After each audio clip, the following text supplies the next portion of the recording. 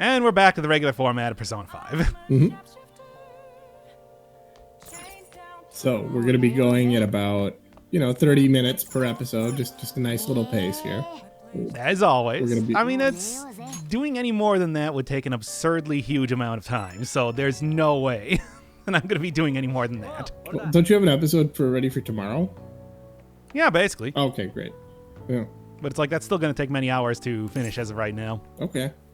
Yeah. So we're just we're even though we're only about halfway done with the game, we're in the home stretch. I'm looking forward to being done with this game forever. I mean, there's like 50 hours left of this game. We're not even in the fourth palace as of just yet. Okay. Well, I'm gonna have to adjust my schedule. I guess I'm gonna be playing this game for another 2 years. But yep. Okay. That's cool too. Oh no! I'm still expediting a lot of these episodes here. Don't worry about that. We're gonna be doing this pretty regularly. It's still gonna take quite a while. Mm-hmm.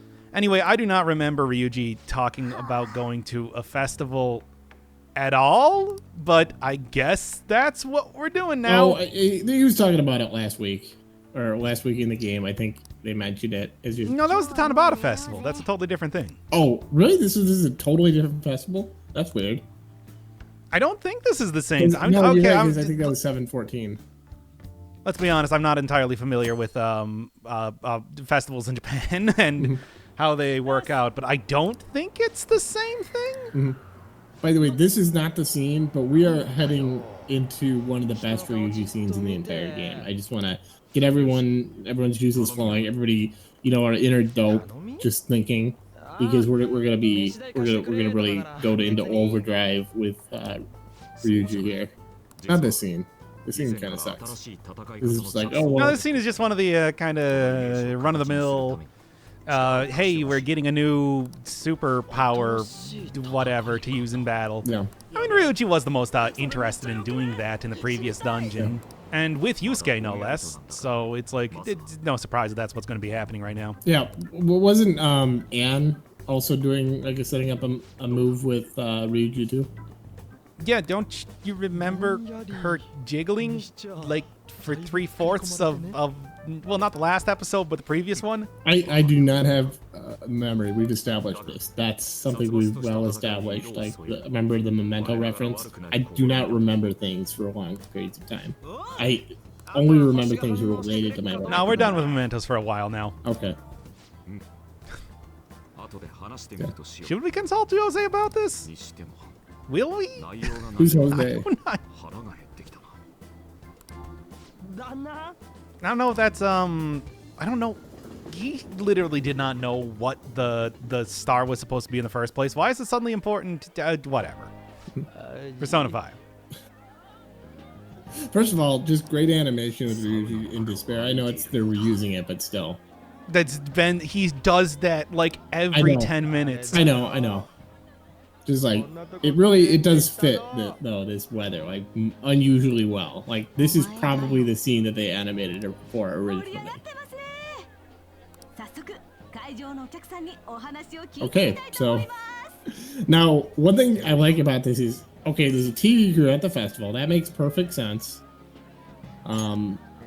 The Phantom Thieves still cannot stand out, even though nobody could possibly be able to recognize them as the characters who have been running around the collective unconscious. But, whatever. Let's interview these three. Okay, so, look at the distance between them. They're 20 feet away. They can overhear this. You can't just say no, right? You can't just walk away. There's nothing suspicious about three teenagers at a festival. I don't want to be on TV, No. I mean, what about like the ones directly behind her? So there's three of them right there. Yeah, I'm gonna ham it up and make some real cringy comments. This is going to be going into Shrek's cringe compilation. This is what it's like to have a Twitter account, by the way. Also, I think that Ryuji is using that same sort of weird voice as when he was trying to hire Kawakami way earlier. I don't know what is up with that. No, we came here for the atmosphere. Okay, so yeah, Ryuji's just making the most cringy possible comments. Yeah, there's no way they'll air those.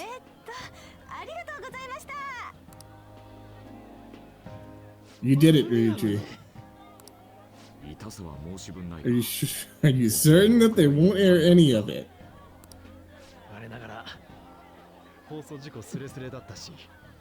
I mean, as always, with the way that the Phantom Thieves work, that's just like idiots. Yeah. Thinking that people won't immediately pay attention to you at all points in time. Mm-hmm. Should have just looked over there and been like, hey, wait a second, that's that transfer student. We need to interview this guy. I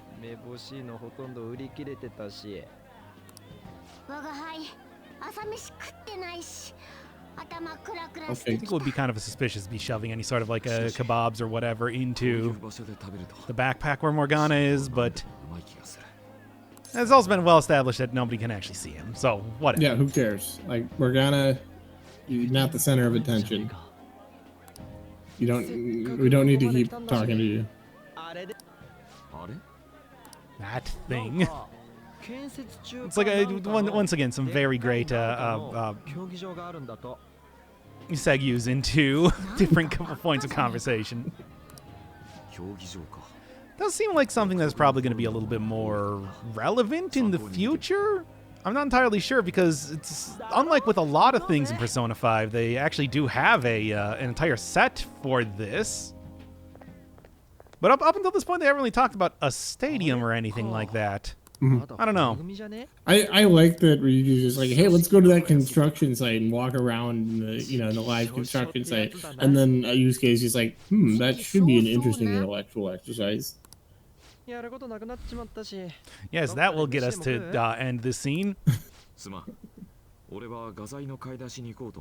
Well, anyway, we saw it. Let's go. Yeah, this is the... No, we can't. We can never just... Why did they bring us here? Why did we go here? This is a disappointing festival followed by a disappointing stadium. Yep. They had to kill some time before the plot started up again. Yeah. Could also be, I suppose, that this area is supposed to be more of a royal thing, because otherwise, why would Yoshizawa be here? I don't know. It's still very hard to tell exactly what the differences between the normal game and the royal are.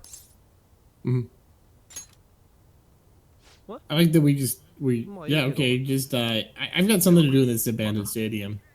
Okay, whatever. Look, they got to make cringy comments in front of a television camera, which is basically my life. Mm-hmm. And then they saw an unfinished stadium. This is a full day. I don't know what you're talking about. Honestly, that is a full day for me. I'd be like so tired. I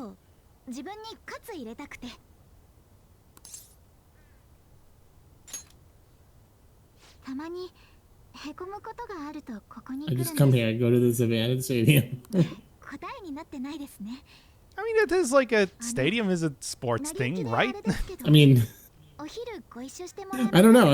I feel like as somebody who really likes sports, I feel like the last thing I'd want to do is go outside of an abandoned, or a construction site for a stadium. Feels like the most boring thing ever. I mean, I guess it's more like the idea that it gives her some excuse to exercise a bit. Yeah, I suppose, yeah. I mean, I always watch those running commercials, like, shoe commercials, and people will always be running on, like, bridges and stuff.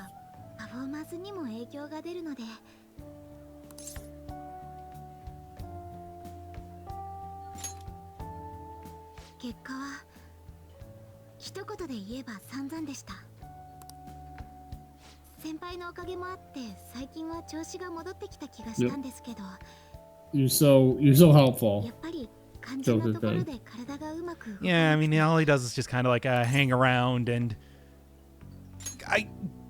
hang around. I mean, he doesn't really do anything, but we've already gone over this plenty of times. Yeah. And this is like egregious here. Just this next few lines.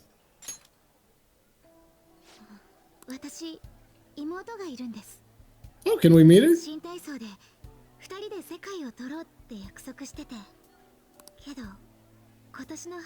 Okay, so Yoshizawa has just disclosed that her sister died in an accident. And the person closest to her has died. and it's And now she is using main character as a surrogate. Yeah. like it's a few months ago. She's saying it's this spring, so presumably not later than March. And we're just not even gonna acknowledge it. We're just gonna move on. She's not real, so it's funny. But if it were real, it would be even funnier. But it would be in a really bad way. Like, that's a really bad thing not to acknowledge it when you. I feel like that is a that's a statement to make there. I mean, just like, okay, let's just not even acknowledge. Like, the worst thing you can do when somebody says, "Oh, I guess your sister died," not even to acknowledge it. Like, she's pouring her heart out to you, and you're just like, okay, that's interesting. Well, I hope you get better at running or whatever you like to do. Anyway. Yeah, I mean, that's main character for you. Well, let's go back to our appointed places of residence, where we're not going to torture cats because we're normal people.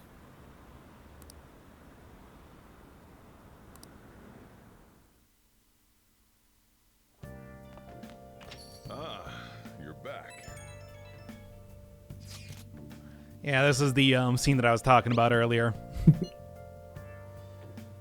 It's like, it didn't feel like it was necessary to give it the old transcription thing.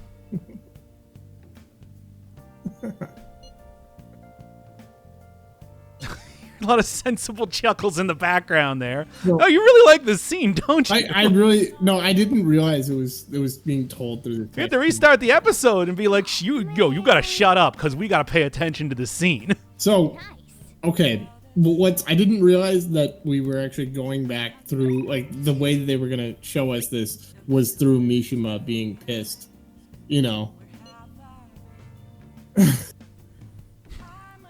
Again, everybody at home, we had to restart the episode because I was talking over the scene. I think it was a great scene. It was a beautiful scene. This is the point that we're in Persona, where it's just like, yo, dude, we can't have you talking over the good scene. This is the good scene in the game. It honestly... You gotta shut the fuck up and to see how he talks about sweets. It's hilarious. Honestly, it was one of the better scenes in the game. I wasn't overselling that. Just him saying, cringy comments on, and then that gets picked up. I like that Mishima is left out. That's funny. Because... Anything that tortures Mishima more, of course. Yeah, I think they should have helped that sadist, to be honest. And then, I know that I probably shouldn't have done this in English and everything, but fuck it, you did. Yeah. To be honest, I thought that it wasn't going to be as important. Kind of sets up the next scene here. Mm-hmm. Nobody relies on the Phantom Thieves. The Phantom Thieves... whatever. They're going to be famous regardless of what I say in this story and regardless of what they actually do. That's just how the story is going at this point. Good evening. So, I guess we're just going to... Yeah.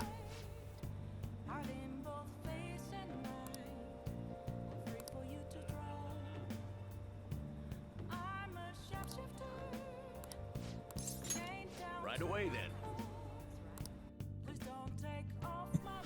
No, but really, it's like, we're going back into another Yoshida scene, and it's like, I kind of like where this is going here. It's like, I like the fact that, Kuramoto's relationship with Yoshida, and, like, Yoshida just trying to, like, salvage anything from his entire career. But it's like, oh, boy, I feel like we're lionizing this guy a little bit too much still. Yeah. Well, not just that we're lionizing. Especially in... that, as we'll see... Well, yeah, as we're gonna see a little bit later in this scene. But hey, it's also the same area where we were at the very fancy buffet earlier. Yes, just getting taken here by aspiring politicians, so that's cool. Mm-hmm. Yeah, and it's surprising. Well, the main character sure does lead a gifted life. Mm-hmm. I mean, oh no, he's super persecuted. I forgot. Mm-hmm. Just ignore this part, and all the things where, like, he's hanging out, having fun with his friends at festivals, and, using his superpowers to try and change society. It's like, no. I mean, yeah. Remember how fucking greedy it was? They just like they got this gold medal from and they're like, hey, let's sell it for some money. Let's pawn it off and let's go to a fun hotel. It's a gold. That's awesome. That'll be fun. Yep.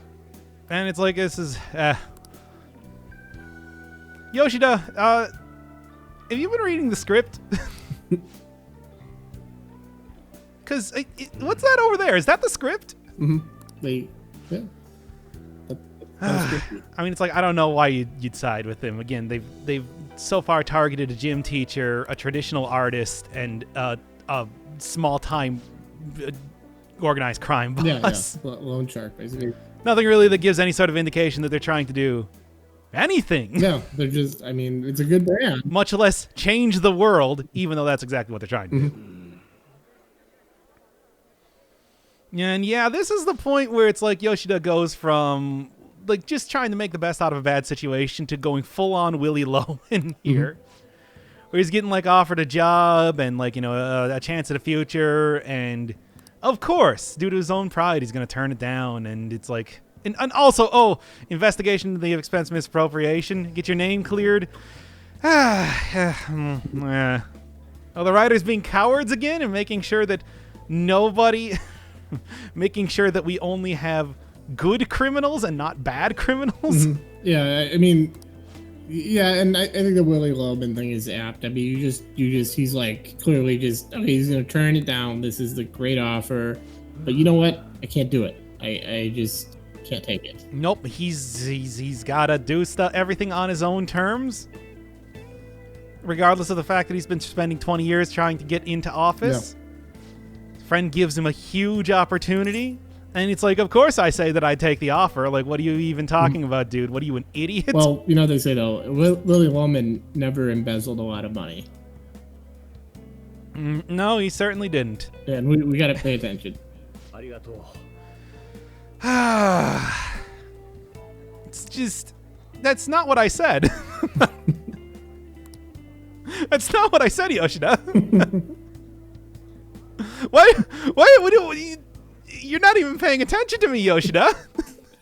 I do think sometimes it doesn't really matter what you choose for the dialogue options. I don't know. That's just my opinion. Oh yeah,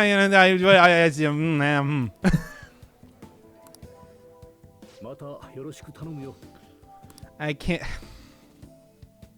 Yeah. Well, anyway.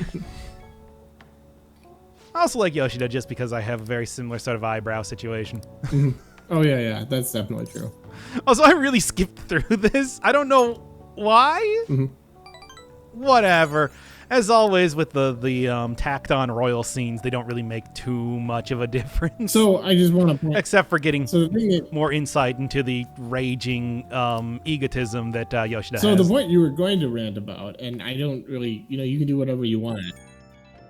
Okay, but they do exonerate. They're basically saying this guy didn't actually do anything wrong after all. So it's cool to be protecting him. He's perfect.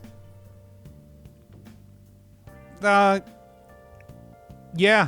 I mean, his problem is that he is too beholden to his lofty ideals. Yeah. He's actually... One could say that he is he's too much of a perfectionist. Yeah, exactly. He just works too hard. He cares too much. That's really like the state of Persona now. I was really like Yoshida seemed like one of the more interesting characters, and now it just yeah. I mean, this is one of the things that they're basically new to the characters by making them too good. Like, you can't just be that the character. I mean, that is true for the main character as well. It's just like.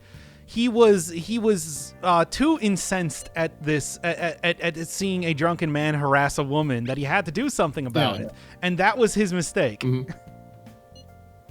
it's like that's true for everything.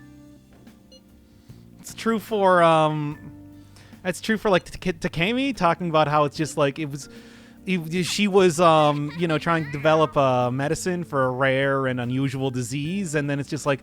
Only afterwards, somebody super corrupt came in and took care of it, and just like, and she had to take the fall somehow, or whatever. Ryuji punched Kamoshida because, of everything that Kamoshida did. What a terrible person. And just so on and so forth forever and ever. Yeah, we can just... Honestly, it'd be really cool if it turned out that Porcana was like a serial killer or something. I mean, that would make it more interesting. Now, we might be getting a little bit of Morgana's backstory in the next episode. Oh, okay, yeah. I mean, unless there's another really great festival scene that I can't talk over. Okay, because I hate that, like, this is kind of a hacky thing. I think this isn't just Persona or even, limited to visual novels even. It's just a thing in writing where it's very recent, I think, is just where you just try to, find ways to make the main character as good as possible so that, okay, well, anything that happens to them and happens against the bad guys. Well, it turns out that they were actually all perfect all along. It wasn't just they were good. It's like a serial killer. Or, even if, they're presented as serial killer, well, it turns out they're only killing other serial killers. And in fact, they have this... That is actually a very apt comparison that I was thinking of, that I thought about a lot over the course of this series, where it's like ultimately, it's not even so much that like a Dexter, which is what we're referring to here, is like a morally questionable. It's the fact that the writers were totally on board with what he was doing. Yeah. I mean... It's like if the writers weren't totally on board with everything the Phantom Thieves did, or, had like a little bit more perspective, self-awareness, whatever, then it's just like, that would make for a more interesting story, but instead it's just like the writer's room is also basically the Mishima of the Phantom Thieves. Hey, we saw those characters on the train.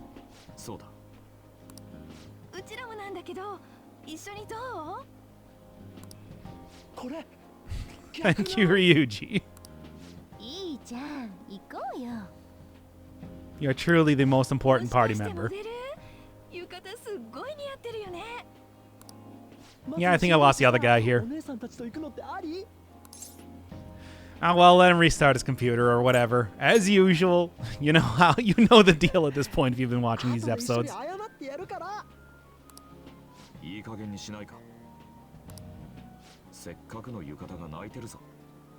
Yusuke, why do we even have him as a member of this team?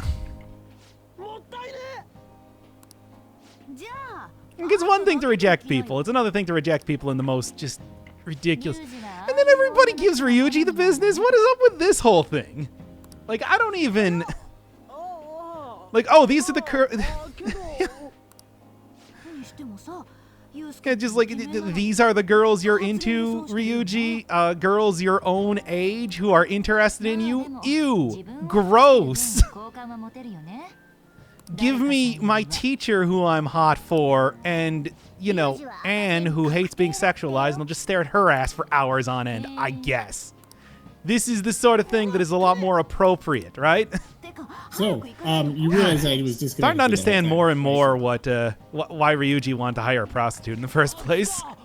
Oh, are you back? Yes, I am. Oh, hey. I am back, yes. So, are we going to continue that thing with the with Dexter, or are we done with that? Oh, no, you just missed the part where people were mad at Ryuji for being attracted to girls that were interested in him. Oh, okay. And also, Yusuke telling girls that were interested in him that they should be ashamed because they are disrespecting their yukata and their womanhood. Mm-hmm. Is this the part where they blow up the moon? If only. I'm gonna piss on the moon. But no, this is the place where we're using the anime cutscenes.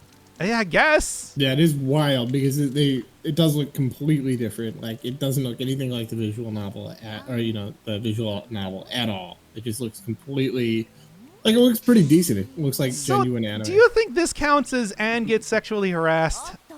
Oh, by the way, yeah, you gotta put that in the bingo. Is that really? Because it's just like they were just staring at it. Yeah, by the way, if you thought that I was like me maybe being a little bit hyperbolic with the whole like staring at Anne's ass, yeah, now what? So is Haru going to be the villain for this arc? Because that's also villainous car, I think. If so. Yeah, that's nice. There's nothing more horrific that you could do. There's nothing more villainous, no scoundrel, than just getting into a car. The villains ride around in cars. We've established this before. We have. I mean, and we're not entirely sure who is a member of Medjed yet, except for Futaba, I suppose. I think. I guess they haven't said in particular, but, you know, using basic connecting the dots and the fact that as of right now, the Futaba has bugged. By the way, we haven't really talked about that at all, but it's just like Futaba is listening in on the conversations of the Phantom Thieves, at least when they're in LeBlanc. Wow. Like, wait. I don't really know what to make of that, but that is a thing that's happening. Here's a fresh fire question. Why are they all wearing fucking kimonos? Other than the main character, Mushu. Oh, it's the fireworks festival. Oh, okay. Oh, okay. Oh, it's a separate festival. Okay, there we go. Yeah. Yeah, there are several festivals happening all in tandem right now. I just like the main character just looks completely like there's no fashion there. There's no personality. Like, well, the main character Ryuji didn't have a yukata. oh, okay, fair enough. Also, what are you? Shut the fuck up, Ryuji. It's like it still makes no sense however these guys are actually supposed to be changing society by targeting people. Well, they need to choose a target next. Yeah, there's it's so difficult to find an evil person in this world, right? Yeah. As has been well established up until this point. We gotta go after people like gym teachers and artists. Because there's nobody else out there. Oh, hey, it's Makoto's sister. Hey, how are you doing, Makoto's sister? Oh, giving some, I don't know, foreshadowing for later stuff. Is it foreshadowing if they already tell you we're gonna be? I don't know, because the thing is, in the future, Najima doesn't seem to know that everything the main character has been telling her seems to be news to her. But like, I don't know. Back in the Futaba trash den. I guess at least she bags it up, but it's just like, why does it have to be a smelly neat that we're getting for our next party member? Wait, is she next party member or the next villain, or both? Both? I mean, Makoto kind of did the same thing. Yeah, that's true. Flipped back and forth. It's super not clear if she is just listening. Maybe she's going to be helping us out against Medjed, because, again, they haven't really... Oh, speaking of which...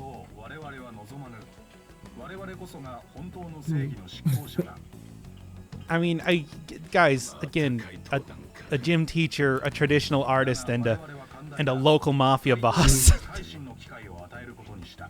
And I'd just like to point out, it's just like at no point in time has like the Phantom Thieves ever come out and said, hey, we're trying to change society here. It's just every couple weeks they skulk out of the shadows, somebody confesses something, and then we don't hear about them for several weeks again. Yeah, honestly, I mean, I don't care about what these teenagers are doing. And I mean, like, okay, you know, they're like hacktivists or whatever. Who cares? You know? Who cares at all? Why do you care what Goro says? Like, who? How little does this international group of hackers have going on that they're like, hey, you can't get local mafia bosses to turn themselves in? Well, one guy. Also, how do they know it was? Did they have any evidence that it was super? Well, there's the calling cards. That's the only reason anybody even knows the Phantom Thieves exist. Okay. Because, well, that and Mishima's website. But it's like, Mishima's website is not allegedly run by the Phantom Thieves. It's just a fan site. They literally call it the fan site. It's like, aside from that, it's like, yeah, all public knowledge of the Phantom Thieves comes from their calling cards, which, again, doesn't really say anything about, like, trying to be like paragons of justice or anything like that. The fact that Medjed is out here giving like big announcements has already made them like much more effective in like having an actual mission statement and goal than the Phantom Thieves ever have been. Well, for some reason, I thought that the Sakura lived in the coffee house too. Sorry. Oh no, we saw his house in the first episode. Okay, fair enough. I was like, okay, I thought, kind of like a home situation. So he just like lives upstairs alone in this, like in his coffee shop. That's pretty interesting. Yeah. And then Sakura lives basically down the road. Mm-hmm. Looking forward to seeing how the Phantom Thieves will deal with it. It's like once again. Oh yeah, now I remember. The Phantom Thieves are going after a target they have a personal interest in. And and this time, it's not even... We got to talk about that. They're not even doing anything like super wrong. They're just going after somebody that talked shit about them. These people... I hate the Phantom Thieves. They called us out. We got to like respond. We got to make a statement. Yeah, clearly the way to get the public's trust is to secretly retaliate against anybody that calls us out. We need to change their ass hearts. How about that? Oh, man. Why not? I mean, we already know that is their next star. Oh, man. What a sudden suggestion. It's like the motives of the Phantom Thieves are somehow degrading as they're becoming more favorable in the eyes of the public. Also, yeah, like look, they're using the internet to illegally access and alter data. Yeah, they're crackers. They're clearly like that's the worst thing you can do is break international copyright law. Yeah, well, I wouldn't know anything about that. They're even bigger than Kaneshiro, a local mafia boss. Mm-hmm. Or, again, a gym teacher who happened to win the gold medal 20 years ago. I mean, he was the most evil gym teacher of all time, but... Granted. Still... he is a gym teacher. Mm-hmm. And it's 3 guys in, like 4 months, right? We're talking at least... Yeah, this was, like, back in March or so. But it's like, again, everybody's talking about them as if they are... the modern day messiahs gonna be saving the world. It's the most important thing we can talk about. And again, the only thing I have to go by is a fan site, which is not run by the Phantom Thieves. Uh-huh. I mean, it kind of is. Mm-hmm. Kind of? Not really. Yeah. And the calling cards, which are very targeted to the people that they're sent to. Mm-hmm. It's just... our reputation's gonna plummet. We gotta... These are our heroes, folks. These are the people who are going to change the world. Let's go and retaliate against some people that talked shit against us. This will inspire everybody to reject the corruption and inherent evil in the system. Honestly, this is Twitter, so I'm not like... I'm going to be honest, that's not as unrealistic as maybe I want it to be. But... the thing is, though...